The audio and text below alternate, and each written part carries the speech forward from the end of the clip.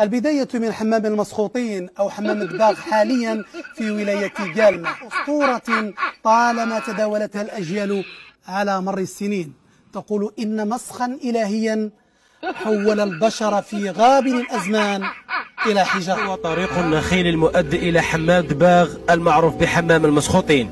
فور وصولك تستفزك صخور غريبة لطرح أسئلة عديدة تتمحور حول سر تشكيلها وتموضعها بهذا الشكل. قصة الصخور لها تفاصيل تغرف من الخيال.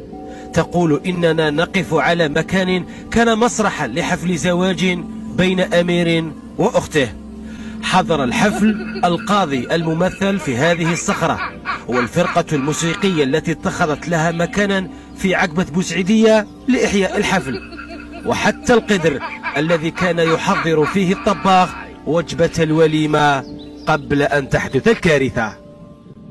وعندما وقعت الواقعة بالفعل سخط الرب عز وجل على هذين الشقيقين، فانقلب القدر الذي كان فيه اللحم والى غير ذلك، انقلب القدر، وكان الشحم الذي في القدر قد يعني تسرب الى الجهه اللي موجوده فيها الشلال اليوم نراها بلون القدر. صار القاضي صخرة مذبوحة وامامه 3 أطفال صغار